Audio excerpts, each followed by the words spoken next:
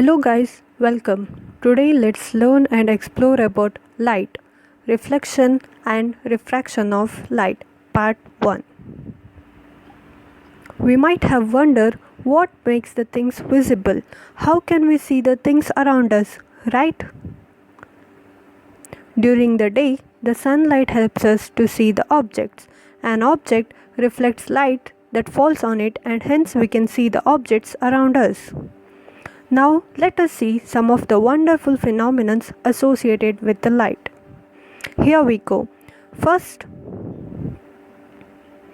image formations by the mirror is a natural wonderful phenomenon of light. Similarly, the twinkling of star is also an amazing phenomenon of light. And also, the formation of rainbow, beautiful color of rainbow is all due to the light and its natural phenomenon. Now let us see about reflection of light. Bouncing back of light after striking the surface is called reflection of light.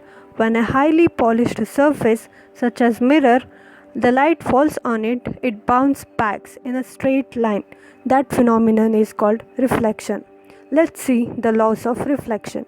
The first law states that the incident ray, the reflected ray, and the normal to the surface of the mirror all lies in the same plane, that is straight line.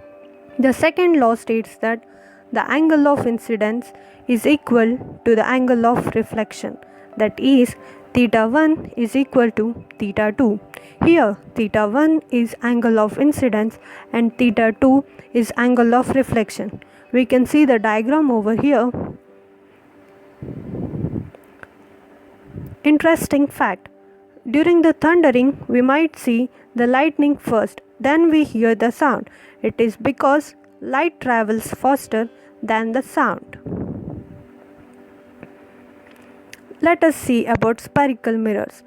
There are two types of spherical mirror. First, concave mirror.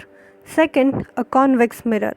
Concave mirror is also called as converging mirror and convex mirror is also known as diverging mirror because concave mirror is curved inwards and convex is curved outwards. Now let us see the ray diagram of a concave and convex mirror. Figure A shows a concave mirror. In that if we keep object AB at infinity, the ray falls on the convex mirror, is reflected back and is converged at a point F as we can see. Similarly in the figure B, if we keep object AB at infinity for a convex mirror, image is formed by diverging of all rays at a point as shown in the figure. The ray diagram of convex mirror and the concave mirror is also we can see when it is placed at a different position. Similarly, let us learn about image formation by a spherical mirror. The ray passing through the principal focus of a concave mirror is directed towards it, and the principal focus of a convex mirror after reflection forms parallel to the principal axis as shown in the figure. A ray passing through the principal focus of the concave mirror or a ray which is directed towards and the other which is parallel we can see in the figure A and the B.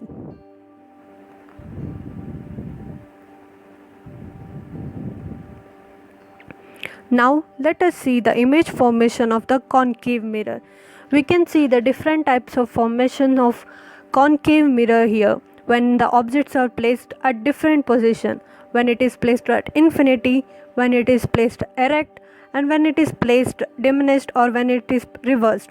You can see the formation of images in a concave mirror as shown in the ray diagram.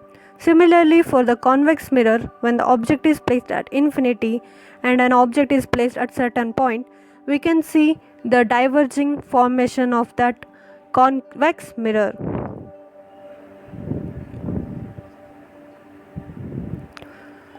Now similarly, let us move forward and learn more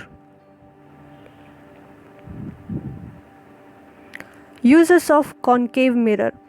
Concave mirrors are used in torches, searchlights, vehicle headlights, shaving mirror and also the dentist used to see the enlargement image of teeth of the patients. Also we can use in solar furnaces. So these are the various applications we can see. Similarly, on convex mirror we can use in a rear view mirrors, and also we can use this to get erect though diminished image. Also they have wider field of view as they are curved outwards. Interesting fact, mirrors can reflect sound as well as light. Another, we can see in ancient times water was used for mirrors. Now let us see a mirror formula. 1 by V plus 1 by U is equal to 1 by F is known as mirror formula, where V is the image distance, U is the object distance, and F is the focal length from the principal focus or from the pole. This mirror formula is used for the calculations of distance. Now let us see the magnification. The ratio of height of the image to the height of the object is called magnification.